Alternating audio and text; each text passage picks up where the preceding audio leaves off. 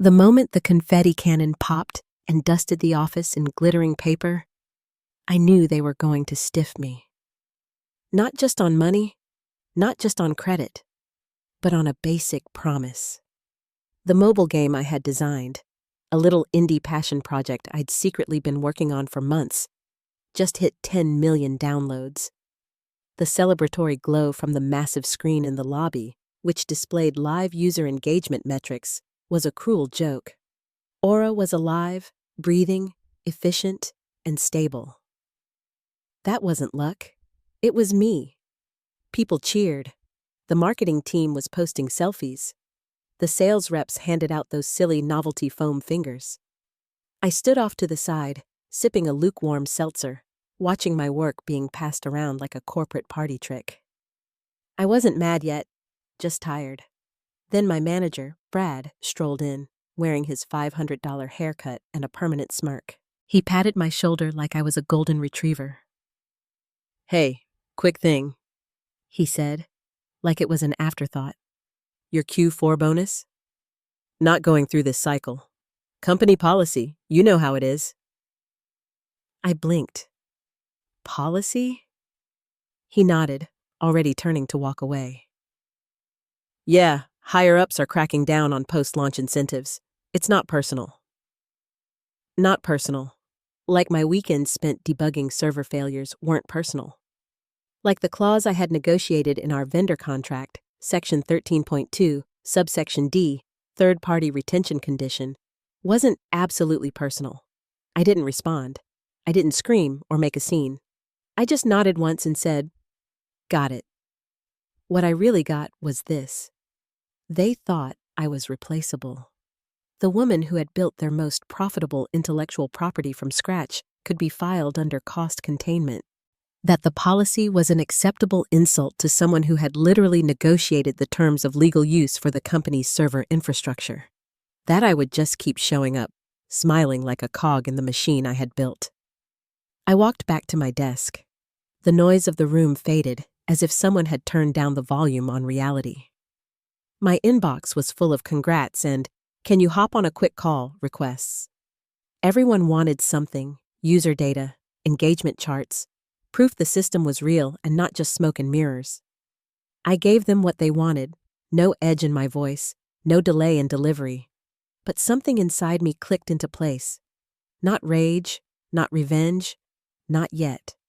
Just a calm, clinical understanding. They were now using a system whose legal operating status was tied to one line in a contract that no one but me had bothered to read. And that line had one condition: my employment. So when Brad handed me that non-answer and walked away like I was lucky to still have a badge, he wasn't just stiffing me a bonus. He was pulling the pin on the very grenade I'd buried in the foundation of their precious platform. All I had to do now was let gravity take its course. I didn't tell anyone. I didn't run to HR.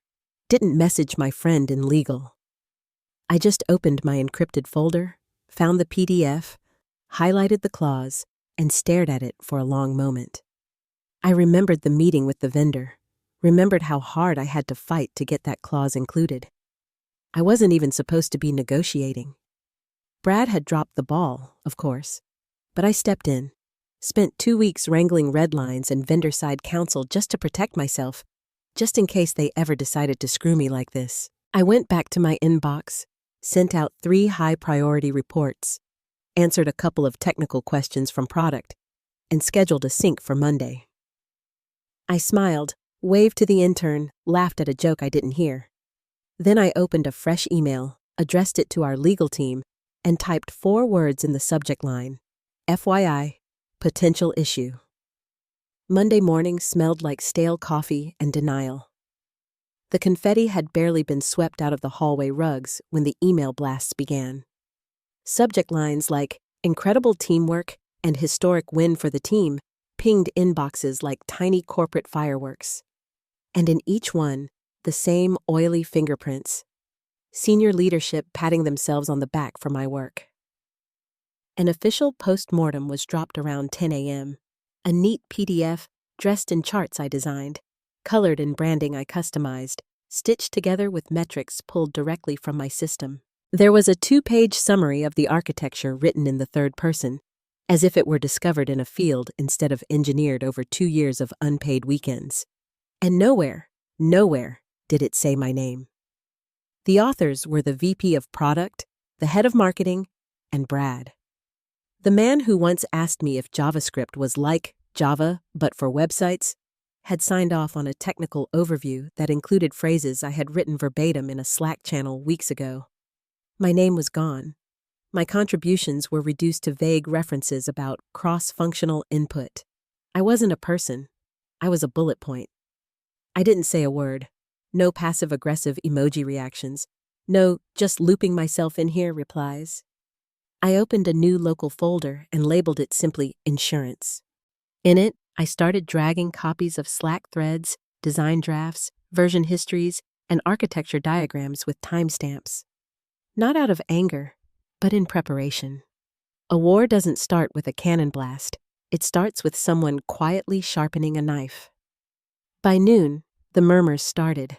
One of the QA guys asked if anyone had cleared the final vendor clauses with legal before the app went live. "Some weird stuff in Appendix D," he said casually, sipping from a mug that said, "World's okayest engineer." I kept my eyes on my screen, cleaning up post-launch analytics reports. A product manager replied, "Legal probably just skimmed it, right? I mean, nothing's come up." I smiled faintly, the kind of smile you give a magician right before he realizes the rabbit's chewing through his sleeve. I took my lunch late, around 1:45, when the break room cleared out. Leftover launch cake was still there, dry chocolate with frosting that had crusted over like spackle. Someone had written "Success" in red icing across the top. The U looked like it had been drawn by a toddler mid-tantrum. Appropriate. I sat by the window, not hungry, just absorbing, watching. HR walked by, laughing with someone from sales. Product was already talking Q4 goals like we hadn't just survived a firestorm. Brad strutted by with his coffee, talking loudly on Bluetooth about centralizing user insights. He didn't look at me. He wouldn't. I wasn't supposed to exist outside the code. And yet, that afternoon, I pulled up the license again. Not just the clause I highlighted last week, but the whole thing. Every page, every signature. I knew exactly how it would play out if I needed to drop it. Not just breach of contract level chaos, but system-wide blackout chaos. The kind of thing investors ask about on emergency earnings calls. I didn't need to swing yet. I just needed to wait. Let the silence stretch. Let Brad forget what he skimmed. Let leadership polish their boots on my back a little longer. Let the rope tighten. Because the moment they made it official, unpaid, unacknowledged, erased, that clause would activate like a tripwire. I left at 6, not a second later, just like any other day. But I walked out holding a hard drive in my bag, encrypted, time-stamped, complete with a backup of the infrastructure dependencies. Because when the system fails, they'll need a miracle. And I had already decided I wouldn't be in the building when they begged for one. The license was in a folder no one else remembered, not even the procurement team. I labeled it with one of those boring file names that practically screamed, "Ignore me," to anyone without a working understanding of versioning law. Vendor-side license/final executed V7 PDF. It had been sitting there since the day I signed it, tucked into a digital drawer like a loaded gun no one thought I'd ever use. But I remembered. God, I remembered every line. It was a Wednesday. Everyone was still high on caffeine and ego from the launch. Brad had started calling the game "our baby" in meetings, his voice taking on a weird paternal tone, like he'd been there for more than 5 Slack approvals and a lunch where he asked what an API was. They were already talking about expanding it to other platforms, maybe even monetizing the metrics.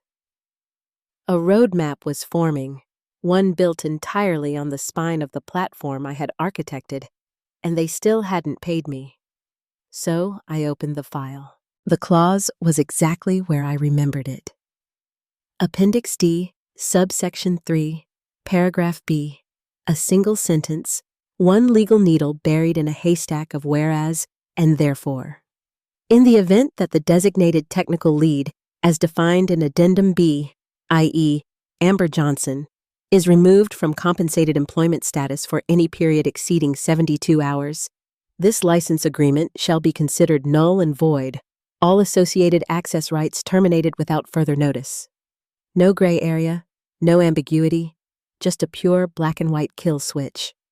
That clause didn't exist by accident. It was born out of spite. 2 years ago, Brad and his buddies tried to outsource the game's back end to a contractor in Austin, someone who bragged about 10x engineering and thought documentation was optional. I caught the Slack messages by mistake. They were ready to cut me out entirely. They said I was too protective, overly opinionated, and my salary was a cost inefficiency. So, I made a call to the vendor, explained the situation, and said we needed stronger language. I made them put my name in the contract. If they wanted to use their software, I had to be compensated.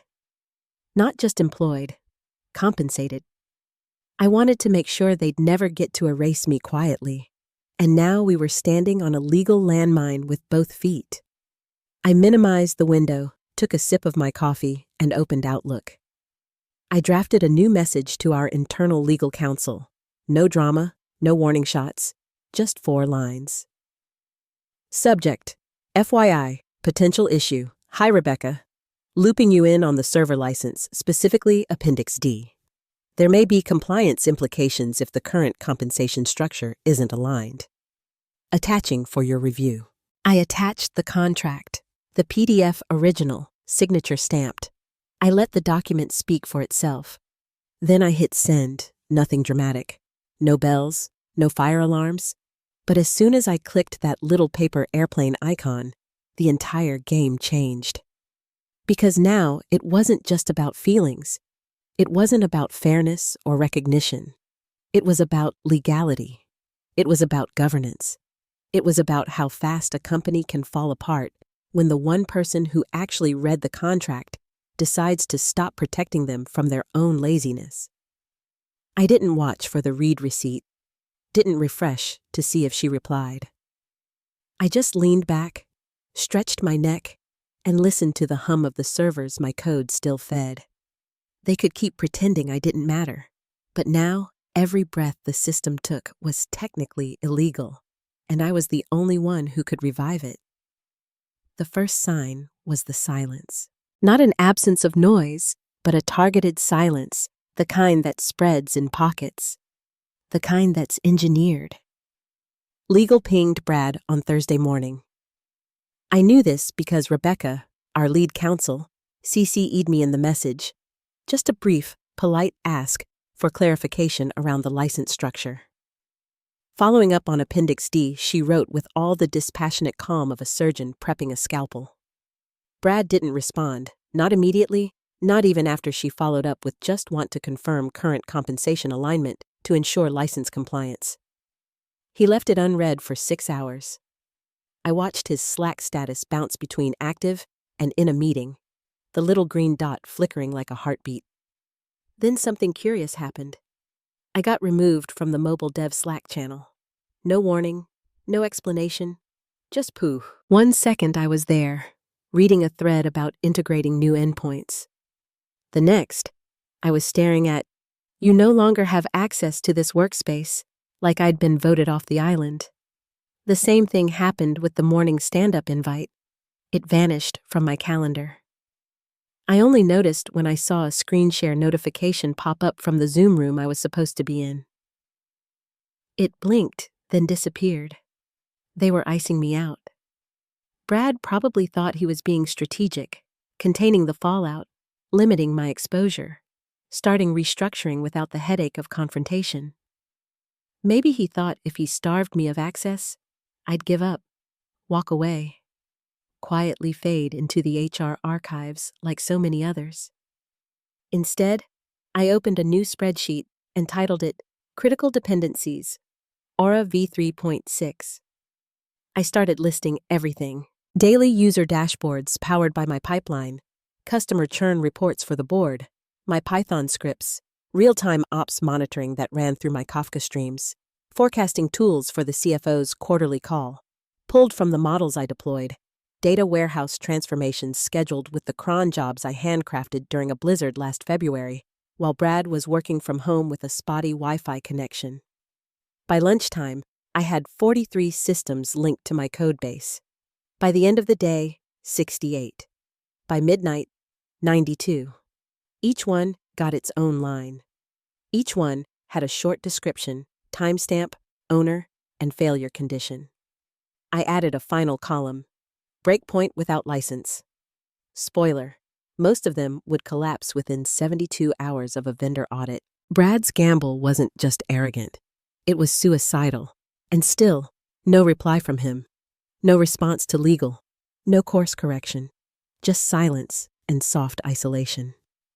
They were betting I'd go quietly, that I didn't have receipts, that I wasn't vindictive enough, powerful enough, or legally insulated enough to pull the trigger. What they didn't realize is I built the damn trigger. I installed the wiring. I wrote the clause. I didn't need to yell, didn't need to storm into a conference room with a folder and a grudge. All I had to do was wait.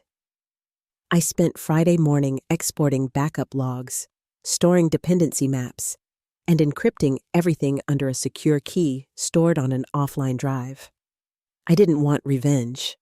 I wanted evidence. If they came groveling, I wanted the power to say no. If they came attacking, I wanted to gut them in 3 clicks. The fire hadn't reached them yet, but the smoke was coming through the vents. The meeting wasn't on anyone's calendar. No subject line, no prep doc, no Slack pings, just a string of quiet shoulder taps from legal. Rebecca was pulling a handful of names into conference room C like she was assembling a jury before a sentencing. Inside were Brad, red-faced and bored, someone from HR chewing gum like she was at a high school pep rally, and a finance analyst fresh out of grad school who looked like he'd rather be anywhere else.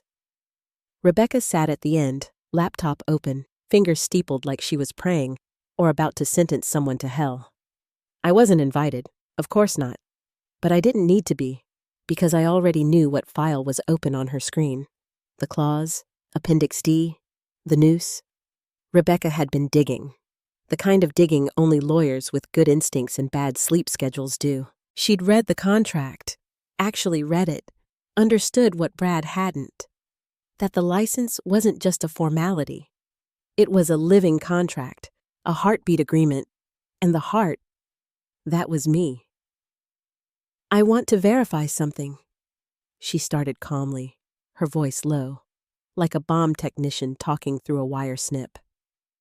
Is Amber currently being compensated in accordance with her employment agreement? HR spoke first, like it was a softball question. Yes, of course, she's active, hasn't been terminated. Rebecca didn't flinch. That wasn't the question. Has she been paid? A pause. Finance flipped through a spreadsheet, frowning. Her Q4 performance bonus is still under review. I don't see a disbursement yet. Brad jumped in too fast, eager. We're still evaluating performance metrics tied to the rollout. I mean, the team did great, obviously, but there's some policy-level stuff around post-launch incentive triggers that... Rebecca held up a hand, slow, surgical.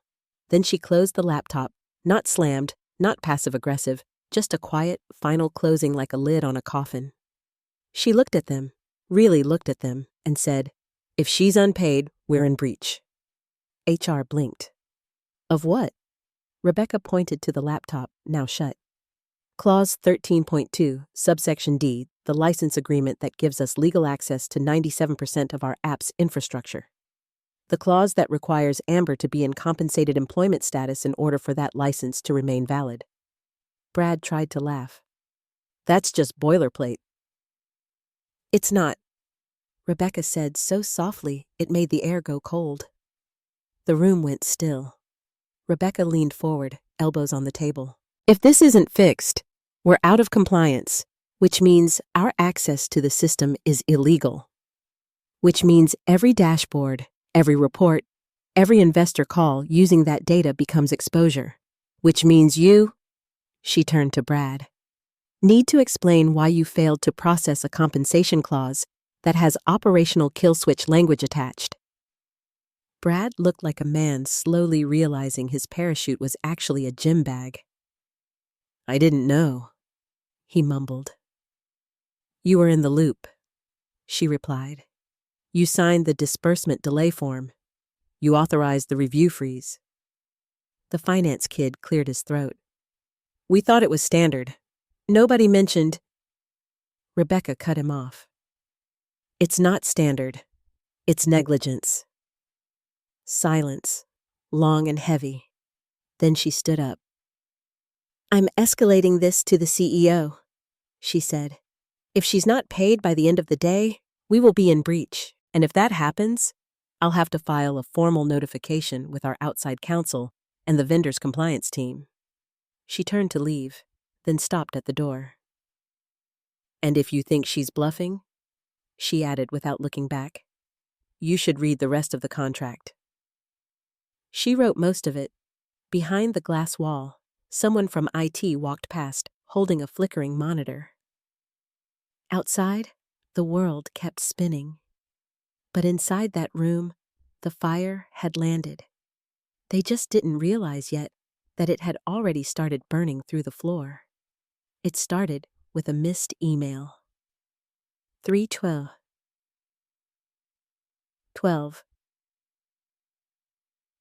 a.m. The automated report for daily user signups didn't land in the CFO's inbox. No bounce back, no error trail, just nothing. At 3:34, an intern on the East Coast shift pinged it with the kind of innocent panic only interns can pull off. Hey, are the dashboards down, or am I just dumb LOL? By 4:00, the DevOps group chat was a war zone. No one could access the user engagement cluster. The container logs were clean, no deploys overnight, no infrastructure outages. But the API keys were throwing 4003s from the vendor. Then came the message. Not from me, not from legal, from the system itself. Every executive dashboard, board metric, investor KPI, churn heat map, customer lifetime value projection, refreshed with a single crimson banner. License unrecognized. Contact account holder. That was the clause. That was the line in Appendix D flipping its middle finger to every one of them because they hadn't paid me. By 6:45, Brad's voicemail was full, so was his inbox, so was his soul, probably. People started hovering near his door like kids watching a house fire. I watched the whole thing from the break room, feet up, sipping burnt office coffee from a chipped mug that said, Data never sleeps. Ironic. I wasn't gloating. I wasn't even smiling. I just existed, calm, present, a ghost in the machine. By 7:30, it had escalated to legal. Legal had escalated to Rebecca. Rebecca didn't ping me. She didn't have to. By 8:02, she was outside the CEO's office, black binder in hand. I could see her through the glass wall, speaking low and fast, face pale but composed. The CEO looked confused, then concerned, then still. By 8:15, the emergency meeting was called. No Zoom, no calendar, in person only. The subject line on the invite said one word, urgent. I was not invited again, but that didn't matter. My name was already in the room. Brad tried to spin it, of course he did. He said it was a technical hiccup, a vendor handshake misfire. Rebecca slid the contract across the table. Clause 13.2, subsection D. Termination upon non-compensated status of the designated technical lead. The room was quiet. The CEO asked, Is this real? Rebecca just nodded. Is she still on payroll? Finance shook their head. Brad tried to talk, got waved off like a mosquito. I was still in the break room, still sipping, watching someone from marketing sob quietly into a granola bar. A second alert hit the screens. User pipeline suspended due to license breach. You could feel the panic start to rip through the walls, Because this wasn't a bug. This was compliance. This was exposure. Every dashboard, every report, every investor-ready projection they'd prepped for the quarterly call was now, legally speaking, inadmissible. They could fire me, sure. They just couldn't run the company after they did. I opened my laptop, clicked refresh, watched their world freeze in real time. Then I finished my coffee. It tasted better than usual. The room was full, but no one breathed. Not when Rebecca opened the black binder. Not when she clicked her pen with that little snap that always sounded like a warning shot. Not even when she said the name of the clause aloud, like a priest reciting scripture at the gallows. Appendix D, Clause 13.2, Subsection D, she said, her eyes scanning the page, but her voice aimed directly at Brad.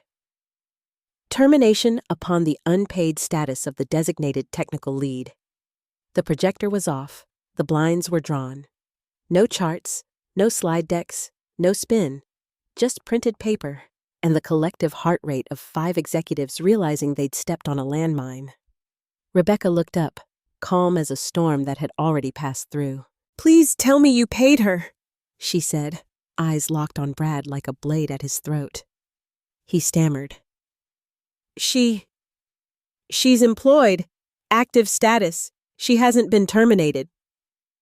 "That's not what I asked," Rebecca replied, her tone colder than corporate laminate. "Was she paid?"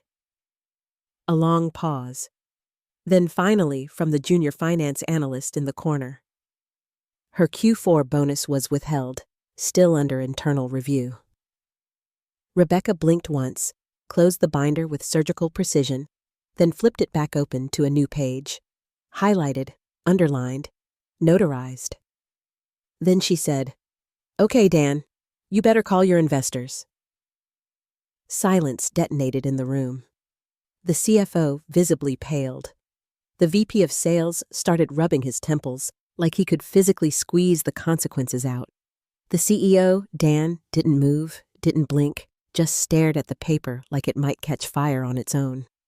Brad opened his mouth again, tried to laugh. "Come on, this is just exaggerated legalese, right? These kinds of clauses are rarely enforced." Rebecca cut in. "Enforceable." The vendor confirmed it.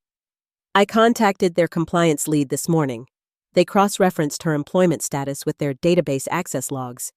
If she's unpaid, we are operating without a license." He tried again. "There's got to be a grace period." "There's not," she said, flipping to another page. 72 hours. That window expired last night at 11:43 p.m. Another silence, this one darker. Rebecca stood, adjusted her blazer, looked at the CEO, not Brad. "I strongly recommend we issue retroactive compensation immediately and prepare a disclosure for the board and our investors. The breach affects not just operations, but every downstream report built from that pipeline." The CEO exhaled hard through his nose. "Is there a fix?" Rebecca didn't answer right away. She just stared at him, then said, "You had one. You decided her bonus wasn't worth the policy exception." Brad was now visibly sweating. His hand trembled slightly as he reached for his water bottle. I didn't know," he muttered. "No one told me the clause was real." "You signed the contract," Rebecca replied, already turning toward the door. And she flagged it in writing twice. That's when they realized this wasn't a mistake. It wasn't some fluke of paperwork or miscommunication. This was a professional system designed by someone they thought was disposable, held together by a clause none of them had read, because it wasn't in a bullet point presentation. Rebecca paused at the door. "I'll draft the disclosure. Let me know if you want me to include your names." Then she walked out, just like that. No gavel, no smoke, just reality settling like dust. Inside the room, no one moved. Outside, the platform remained dead. Dashboards blank, numbers gone, truth undeniable. And me, I was down the hall, leaning against the vending machine, watching the power drain from the people who thought I didn't matter. No gloating, no smirk, just silence. Let them feel it. By noon, the building had the quiet hum of a funeral home. Phones still rang, but nobody answered. The Slack channels were graveyards of confused questions and radio silence. The CEO's assistant power-walked past my desk 3 times in 15 minutes, carrying a laptop and what looked like a half-eaten banana, uttering, oh God," like it was a prayer. The implosion had begun. Investor dashboards inaccessible, customer churn analytics gone. Forecasting reports pulling data so stale it still referenced a discontinued product line. People were rebooting routers like it would resurrect the system. Marketing blamed IT. IT blamed the vendor. The vendor sent back a single, brutal line in an email. Your license is invalid due to breach. Please contact your designated account lead for reinstatement. The account lead was me. I wasn't watching the chaos with popcorn. I was working on something else, cleaning up some side scripts for a freelance contract I had lined up. They'd be paying me in crypto and respect, already a better deal than what this place offered. Around 12:40 p.m., a junior staffer from HR, a kid named Tyler, with fear in his eyes and deodorant stains down both armpits, walked over holding a printed form like it was a hostage note. Hey, Brad was wondering if maybe you could help us draft some, transition documentation? He asked, his voice cracking mid-sentence. I looked up, blinked once. You mean documentation for a system I can't legally access anymore? I asked. Tyler turned red.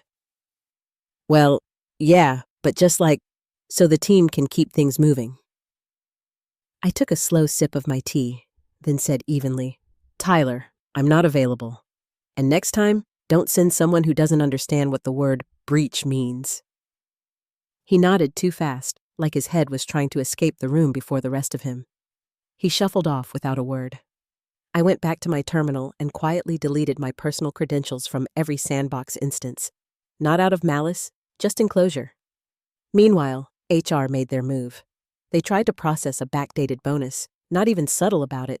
The timestamp on the payroll adjustment showed as 11:04 a.m., hours after the final deadline from the clause. The payment was labeled manual adjustment, discretionary. They thought they could slap a Band-Aid on a bullet wound and call it compliance. Rebecca wasn't having it. She sent a company-wide email, short, brutal, bulletproof, to all leadership. Retroactive compensation does not resolve breach status per contract clause 13.2d. Timestamp payment logs confirm violation. The platform remains unlicensed. Disclosure to vendor and investors will proceed. There it was, in black and white from legal, no sugar, no spin. And still, Brad tried to blame internal miscommunication. I overheard him in the hallway later, telling someone from finance that maybe she could have just come to me directly instead of escalating through legal, like I hadn't, twice. Like I hadn't sent that first email marked FYI, potential issue. The stupidity wasn't surprising. What shocked me was how committed they were to it. They had a flaming meteor headed for their quarterly report, and their plan was to hand me a Word doc template and hope I'd play ball. But I wasn't playing anymore. I wasn't even on the field. I walked past the conference room at 2 p.m. Inside, panic. 4 people on a call, one crying, one pacing, Brad gesturing wildly at a spreadsheet that was nothing but #ref errors. I didn't slow down, didn't look in, just smiled faintly at the vending machine as I passed. A Twix was out, still more reliable than their leadership. The call came at 6:42 p.m., just as I was pouring myself a glass of wine and feeding the cat. My phone lit up with a number I didn't recognize. Direct dial, no caller ID mask, no assistant buffer. That meant one thing. I answered with one word, yes. There was a pause, long enough to hear his breath catch. Then, what will it take? No greeting, no introduction, just gravel in the throat and desperation wrapped in a necktie. It was the CEO, Dan, not his proxy, Not his EA, not some groveling PR script. Him. I walked to my desk, sat down, and opened the folder labeled, "They're going to beg." Inside, a PDF drafted by my attorney, titled Reinstatement and Buyout Proposal Executed Upon License Breach. We'd prepared it 2 weeks ago, before launch, before Brad got cute, before HR thought policy was more important than people. I didn't respond right away. I let the silence stretch like piano wire, and I clicked forward. The subject line read, "Your offer window, 24 hours." The document contained 3 bullet points: immediate wire transfer of unpaid compensation plus 40% breach penalty, buyout of license clause for mid-6 figures executed through outside counsel, and a written statement acknowledging my contribution to be read at the next company-wide all-hands. I heard him open it. You could feel the moment the number hit his optic nerve. Nothing for 10 seconds. Then quietly, "We should have just paid you the damn bonus." I didn't say, "I told you so." I didn't laugh. I didn't throw confetti. I just said, "You've got until the close of business tomorrow. Then the vendor gets the breach escalation. Click. No goodbye, no theatrics." I sat back, took a sip of wine, and watched my email for a wire confirmation. The dashboard stayed dark all night. The board didn't get their Q3 burn rate report. Investors kept refreshing pages that now read, "Error 4002, license authorization required." And me, I watered my plants, watched the sunset, and felt the weight of silence. That beautiful, golden silence when the system you built finally speaks for you louder than any speech could. They didn't just break a contract. They proved I was the only one holding the damn place together. And now they were paying for it, on my terms. A positive message. This story is a powerful reminder that your value is not defined by those who fail to recognize it. It highlights the importance of self-advocacy, due diligence, and having the courage to protect your work and yourself. While a company may try to diminish your contributions, the skills and knowledge you possess are uniquely yours. The true power lies not in vengeance, but in the quiet, unwavering confidence that comes from knowing your worth. When you build a strong foundation for yourself, both professionally and personally, you create a space where you can't be easily erased. Remember to always negotiate for your own protection and ensure your hard work is properly recognized and rewarded.